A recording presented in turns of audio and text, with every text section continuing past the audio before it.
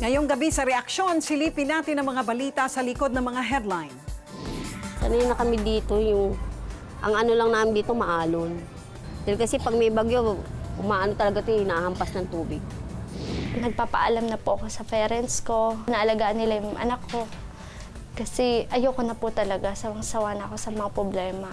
It's a chemical or physical problem, which means that it needs medical treatment. May grupo ng informal settlers sa Kamanava ang tila mahirap daw alisin sa kanilang mga tirahan. Lumulutang kasi ang kanilang bahay dahil sa mga styrofoam na nakalagay sa ilalim nito. Kaya madaling nakakalayo kapag may demolisyon. Narito ang kwento ng mga bahay styrofoam.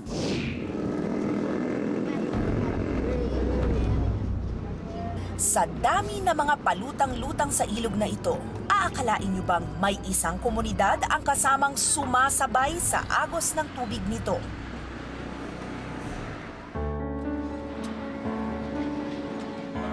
Si Aling Edel ang nagmamay-ari ng tinatawag niyang floating mansion. Sanay na kami dito, ang ano lang namin dito, maalon. Dahil kasi pag may bagyo, umaano talaga ito, hinahampas ng tubig.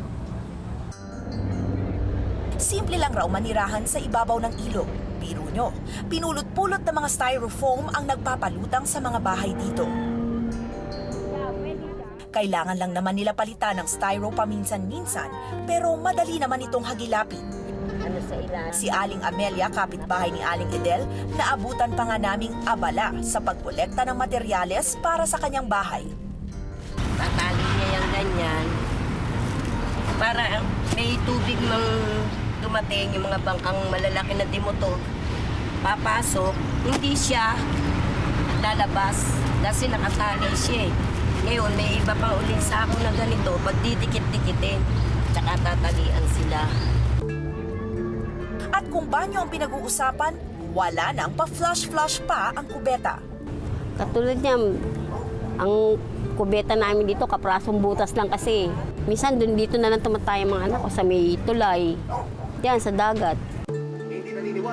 Ngunit wala man silang sariling titulo o lupa, kumpleto pa rin naman daw ang buhay nila. May kuryente at nakakapanood pa nga raw sila ng mga paborito nilang palabas sa telebisyon. Nakakabili rin daw sila ng tubig panlaba at panligo.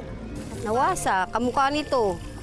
350 isang container nito, 3 container yan, 1050 yan. Pag walang pambayad, walang tubig. At sa loob ng floating house na ito ni Edel ay meron pang floating piggery. Dahil kasi parang tulong din sa amin to, dahil pag yung may alaga ka, parang lang may ipon na pera. Kahit pa paano meron kami pinagkakitaan.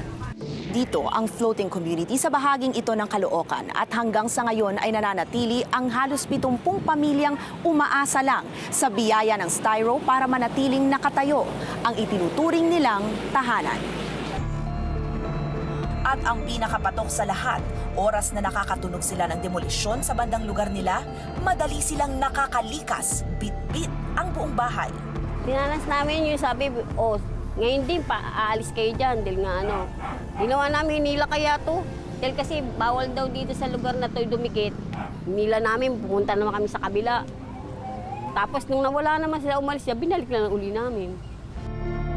Ayon kay Carlito Badyon, Secretary General ng Kalipunan ng Damayan ng mga Mahihirap, kakaiba ang sitwasyon ng informal settlers na mga taga-floating community ng Caloocan.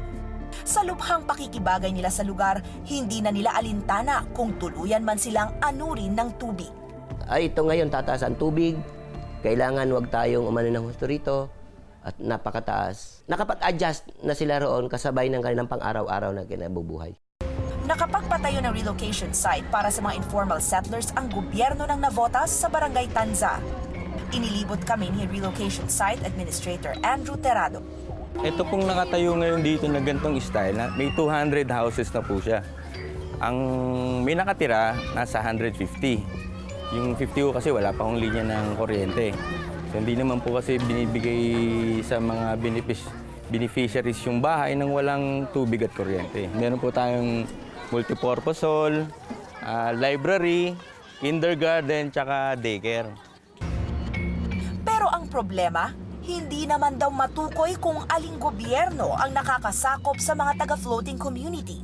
Hindi kasi sila nakapirmi sa isang lugar at pagala-gala sila sa kahabaan ng Kamanava River. Para kay Badyon, hanggat hindi nakakapagbigay ng maiging hanap buhay ang gobyerno sa mga informal settler, mas mabuti na lang manatili sila sa floating community. Ikaw, ilalagay ka sa isang lugar, kaysa tatakang ka ng gobyerno na pinapaasa ka lang at pakainin, bumalik ka muna ron sa lugar mo na kung saan nasanayan mo para makapagpakain ka ng pamilya mo. Kaya para kay Edel, ang mga mahinang mga styrofoam na ito ang siyang nagbibigay ng katatagan sa kanilang buhay. Ang ano sa amin hanggang August na lang eh. Pinaalis na kami rito. Pinapipili kami kung pwesto namin sa Bulacan.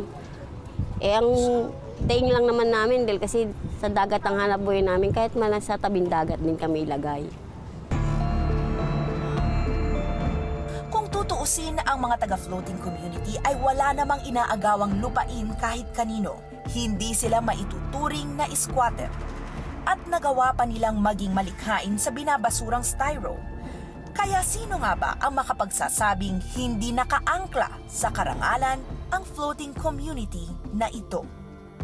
Ako po si Christina Lazo, nag-uulat para sa Reaksyon.